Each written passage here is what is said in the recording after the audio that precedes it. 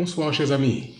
Nous sommes heureux d'être là ce soir. J'espère que votre journée a été bonne et j'ai du plaisir, de la joie de vous retrouver. Je salue chacun d'entre vous, ceux qui sont déjà connectés, ceux qui nous rejoignent tout doucement. Nous sommes très heureux que vous soyez là ce soir. Nous saluons Françoise, qui était la première ce soir, il me semble. Je salue Marinelli, qui nous suit depuis Haïti. Je salue nos amis des Antilles françaises, Charles, Carole et Nadiège, Papy. Je salue nos frères et sœurs de Dakar qui sont là. Je salue chacun d'entre vous. Kintinou, je salue nos frères et sœurs qui sont connectés dans le sud, du côté de Niagis, de Ziguinchor, de Kolda, de Sédio. Vraiment, nous voulons vous transmettre toutes nos salutations. Nous espérons que la journée a été bonne pour vous. C'est une journée de reprise pour certains, pour ceux qui sont encore au travail, ceux qui ne sont pas encore dans un confinement total. Nous voulons vous saluer et fraternellement Jésus-Christ. Nous saluons Yasmine, nous saluons Laure et chacun d'entre vous, la famille Boniface, les fidèles braves qui sont là et qui nous soutiennent jour après jour. Merci de votre soutien. Je voudrais saluer de manière toute particulière Pasteur Famara Mansal. J'ai compris qu'il a été souffrant il y a quelques jours. J'espère que Dieu le rétablit et qu'il retrouve toute sa forme, toute son énergie. Nous voulons saluer tous nos collègues pasteurs de toutes les régions, ceux qui sont ici au Sénégal, ceux qui sont connectés dans le Grand Nord, ceux qui sont connectés ailleurs. Nous vous saluons tous dans le ministère pastoral qui font un travail fantastique. Nous voulons avoir une pensée particulière pour nos dirigeants de l'Union de l'UMOS, l'Union de l'Ouest du Sahel. Nous voulons saluer tous nos dirigeants. Je pense à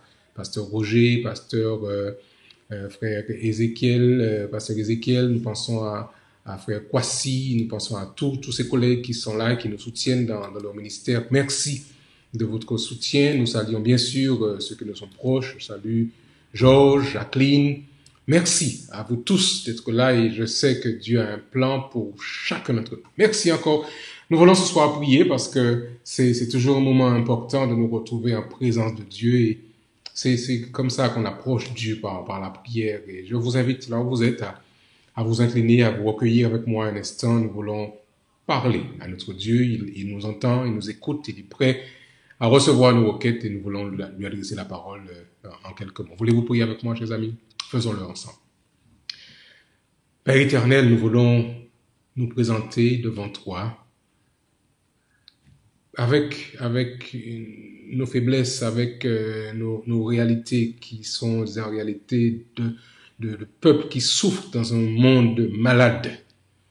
Mais nous voulons venir vers toi parce que nous savons, Seigneur, que tu es là, que tu es disposé, que tu es disponible à nous entendre et que tu accueilles ce moment avec joie et que tu déverses, au moment où nous parlons, ta puissance, ton Esprit Saint sur ce moment. Merci pour ces grâces que tu nous accordes. Et alors que nous allons considérer ta parole, viens Seigneur toi-même nous inspirer, donner vie à ce texte et qu'il fasse du bien à chacun d'entre nous, que tu sois avec ceux qui sont affectés par le coronavirus d'une manière particulière, que tu les soutiennes, que tu veilles sur eux, que tu renouvelles leur force. Nous t'avons prié, Père, au nom de Jésus, pour ta gloire.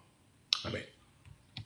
Voilà, encore salut à tous ceux qui sont là. Nous sommes vraiment contents que vous soyez là. C'est une joie de vous avoir, d'avoir une chaîne de prières d'hommes et de femmes qui se mettent ensemble pour pouvoir chercher la face de Dieu. J'ai vu récemment sur l'Internet une ville en Colombie où des gens étaient à genoux dans la rue pour pouvoir plaider à Dieu. Nous ne sommes pas à genoux dans les rues, mais nous sommes là où nous sommes en posture pour plaider à Dieu. Et ça donne de la force de savoir que nous sommes nombreux à nous tourner vers Dieu parce que nous savons que Dieu est capable de pouvoir nous entendre. Le texte pour ce soir, chers amis, il est tiré du livre du prophète Jérémie. Si vous avez vos Bibles, je voudrais vous inviter à l'ouvrir avec moi. Jérémie, le chapitre, rapidement que je le retrouve, chapitre 15 et le verset 16.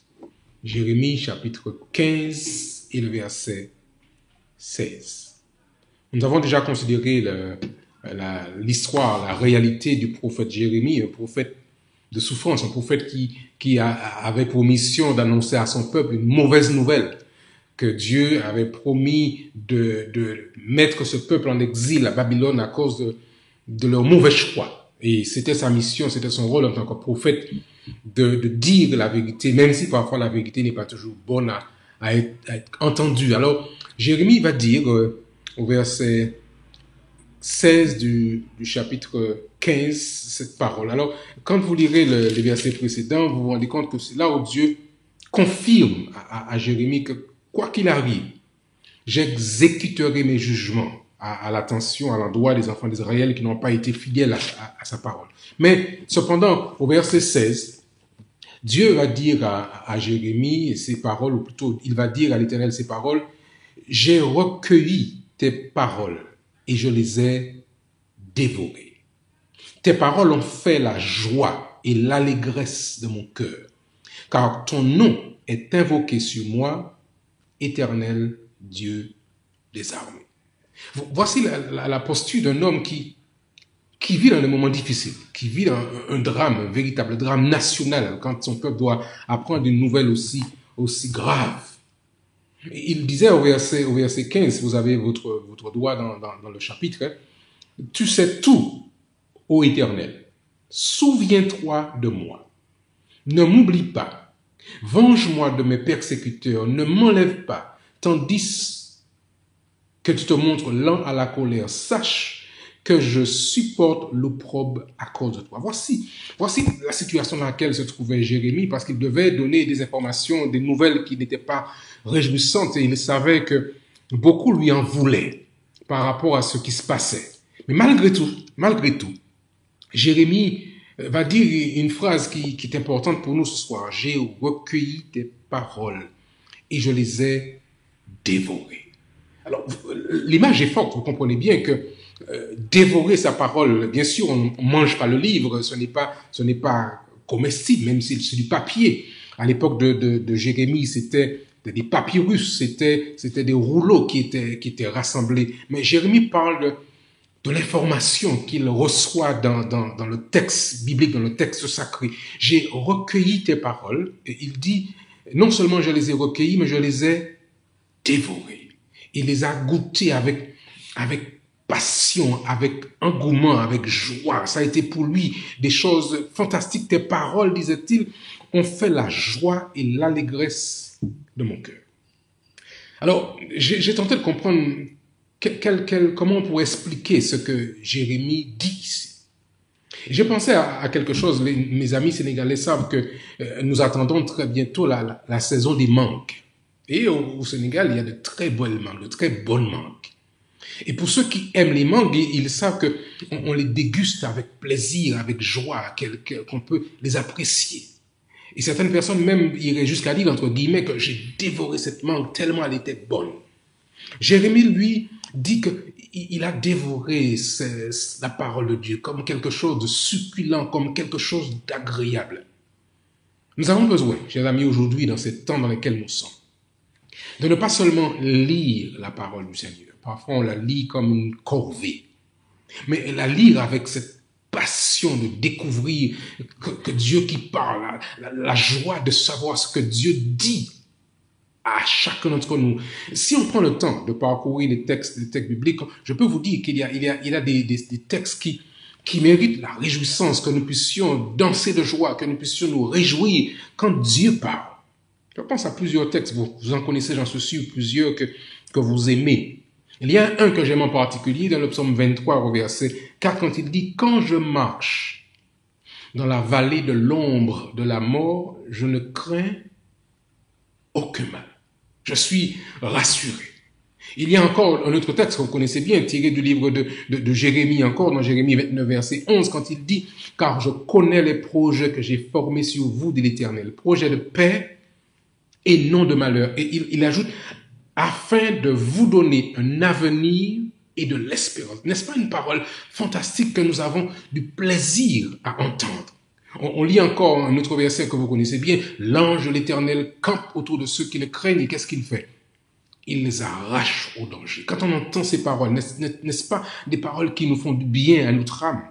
Il dit encore dans le Nouveau Testament, vous connaissez bien ces paroles, « Et voici, je suis avec vous tous les jours et jusqu'à la fin du monde. » Il y a dans la Bible des paroles qui sont fantastiques, qui valent la peine d'être entendues, qui valent la peine d'être découvertes. Par exemple, quand Jésus parlait sur la terre dans son sermon, quand il s'adressait à son église, il disait dans Jean chapitre 8, verset 36, « Si donc le Fils vous a franchi, vous serez réellement libre. » La parole du Christ, en dépit des difficultés de ce monde, nous apporte l'assurance d'une liberté totale en Jésus-Christ. Et nous avons donc des raisons de nous réjouir, comme c'était le cas pour Jérémie. Je pense à ces versets qu'on retrouve à la fin du livre de l'Apocalypse, quand il dit « Car je vais créer de nouveaux cieux et une nouvelle terre, où il n'y aura plus ni deuil, ni cri, ni douleur, car les premières choses auront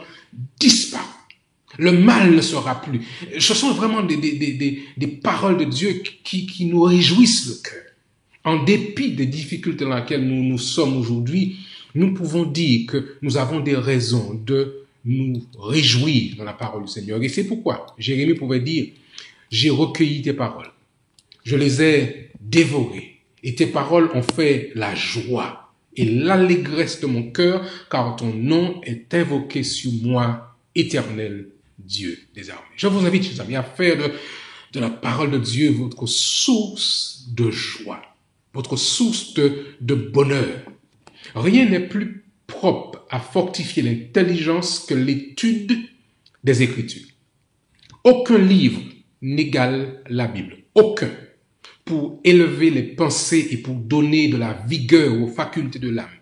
Si les hommes l'étudiaient comme elle doit l'être, ils posséderaient une largeur d'esprit, une noblesse de caractère et une constance de dessein qui se reconnaîtront rarement à notre époque. Voilà ce qu'Ellen White disait à l'époque dans son livre « Vers Jésus » à la page 137. Je vous invite, chers amis, pendant ce temps des 100 jours de prière, à faire de la Bible votre source de joie, votre source de bonheur, votre source de réconfort. Et nous avons donc des raisons de pouvoir louer Dieu. Nous sommes à notre 25e jour de notre cheminement ensemble. Et je crois que nous pouvons louer Dieu de ce qui nous donne chaque jour un texte, une portion qui nous rappelle combien Dieu nous aime, combien Dieu veille sur nous malgré les temps dans lesquels nous sommes. Alors, avant de prier ce soir, je rappelle que nous avons toujours des sujets de nous réjouir. Vous avez notre adresse email qui est là, vous l'avez devant vous, missionseneg7@gmail.com. Vous pouvez toujours partager avec nous vos sujets de prière, vos sujets de réjouissance, ce que Dieu aura fait pour vous. Merci de ce que vous partagez avec nous, ces différents éléments-là. Et nous allons les présenter à Dieu dans un bouquet ensemble et Dieu saura faire pour chacun d'entre nous. Nous avons des sujets de nous réjouir parce que Dieu fait déjà des choses. Il y a des hommes et des femmes qui guérissent du coronavirus grâce à l'aide médicale qui leur est accordée. Nous voulons louer Dieu de ces victoires qui sont accordées, de ces hommes qui sortent de ces hôpitaux, qui applaudissent le corps médical, qui louent Dieu de ce qu'il a permis, qu'ils retrouvent la vie et la santé. Merci à notre Dieu pour ces réponses aux prières qu'il a fait pour ceux et celles qui sont malades et qui ont été affectés par le coronavirus. Mais nous voulons aussi continuer à prier pour ceux qui sont en charge de la sécurité, des postes de sécurité, des policiers, des autres personnes qui s'occupent de la sécurité des uns et des autres, que Dieu continue à les bénir, qu'ils puissent continuer à garder le calme dans les différents territoires, afin que nous puissions évoluer en attendant la fin de ce virus qui continue. Nous voulons aussi prier ce soir pour les territoires de la division de l'Euro-d'Asie, de l'ex-Union soviétique, qui comprennent des pays comme la Russie, des pays comme la Sibérie, ou parfois ces pays qui sont difficiles à atteindre, et malgré tout que nous puissions partager l'évangile avec ces personnes qui sont dans ces différentes régions, avec quelques difficultés à partager l'évangile. Nous voulons prier de manière aussi particulière pour ceux qui sont dans ce qu'on appelle la fenêtre 10-40. Vous savez, c'est cette fenêtre qui va de l'Afrique jusqu'à l'Asie, cette zone avec une forte densité de population, mais très peu de gens connaissent le message du Christ. Nous voulons prier pour cette partie du globe, la fenêtre 10-40. Prions pour que Dieu suscite des personnes qui soient prêtes à partager son amour avec eux, qui soient prêts à s'impliquer. Nous prions pour que les gouvernements permettent aux gens de pouvoir se nourrir, avoir de quoi évoluer malgré les conditions de confinement qu'il faut mettre en place pour gérer l'évolution de cette maladie. Nous voulons aussi, chers amis, prier pour nos dirigeants d'église. Je parlais tout à l'heure des pasteurs, de nos collègues qui sont sur le front, que Dieu puisse les soutenir, qu'il les bénisse, qu'il les accompagne, qu'il veille sur eux, alors qu'ils exercent leur mission dans des temps assez particuliers. Et surtout que Dieu leur accorde de la sagesse. Il y a parfois des décisions à prendre, il doit y avoir des décisions qui soient complexes, mais Dieu est un Dieu qui guide, qui instruit, qui révèle sa volonté. Et nous voulons prier finalement pour la sagesse, quant à la manière de gérer les fonds dans ces temps de crise, dans ces temps de difficultés économiques, pour que nous puissions continuer à poursuivre la mission malgré une situation économique difficile, tendue dans peu de territoires. C'est le cas ici au Sénégal, mais je suis sûr que c'est valable pour d'autres territoires où la situation financière devient de plus en plus tendue et qu'il faudra continuer à faire confiance à Dieu. Nous voulons prier pour vous qui êtes là ce soir, qui participez avec nous à ce moment. Nous pensons à chacun d'entre vous spécifiquement, que Dieu vous accorde à tous une bonne santé, qu'il vous protège. Bien sûr, vous ferez ce qui doit être fait en termes de protection, en termes de distanciation sociale, en termes de se laver les mains, de porter le masque. C'est important de pouvoir continuer à respecter ces consignes nécessaires pour pouvoir limiter la propagation du virus. Donc, nous allons faire ce qui doit être fait, mais nous voulons malgré tout nous tourner vers Dieu parce qu'il est celui qui, par-dessus tout, saura nous accorder sa protection divine. Ce soir, nous voulons prier. Je voudrais vous inviter à le faire en même temps que moi. Présentez vos différentes requêtes à Dieu, alors que moi-même je prie de mon côté. Mais nous savons que Dieu entend nos prières et qu'il est prêt à nous exaucer. Voulez-vous prier avec nous ce soir? Faisons-le. Notre Père et notre Dieu, merci. Merci de ce que ta parole est une parole vraiment qui fait du bien, qui nous rappelle que tu as un plan merveilleux pour chacun d'entre nous. Et même si nous sommes aujourd'hui dans un temps difficile, nous savons que tu as un plan merveilleux. Tu dis dans ta parole, ce sont des choses qui ne sont point montées au cœur de l'homme, des choses que nous n'avons même pas encore imaginées. Tu as des grands plans pour chacun d'entre nous.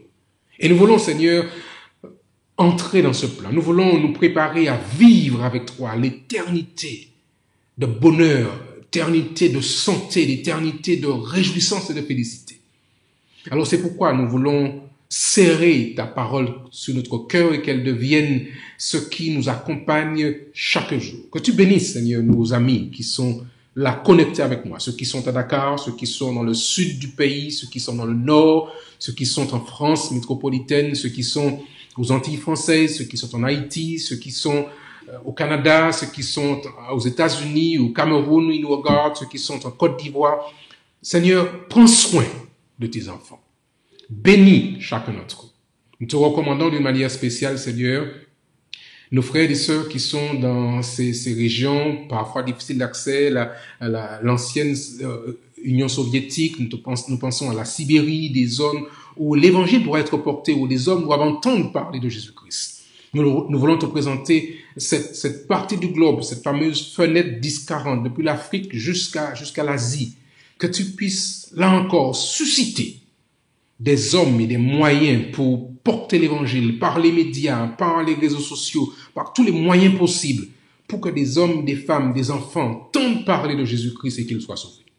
Que tu bénisses, Seigneur, chacun, ceux qui sont dans les services de sécurité, la police, l'armée, ceux qui doivent garder la sécurité dans le pays, pour qu'ils puissent, Seigneur, exercer leur métier de manière efficace en permettant que les uns et les autres puissent retrouver la santé par les mesures de protection que tu as mises en place. Seigneur, merci pour ton amour.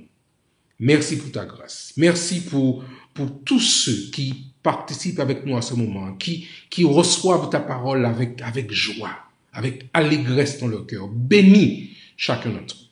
Et alors que nous nous séparons pour ce soir, que ta paix, que ton amour demeure sur chacun d'entre eux, que tu rappelles à chacun dans le creux de son oreille que tu l'aimes et que tu veilles sur lui ou sur elle comme étant ton enfant, comme étant la prunelle de tes yeux. Seigneur, merci pour ces attentions.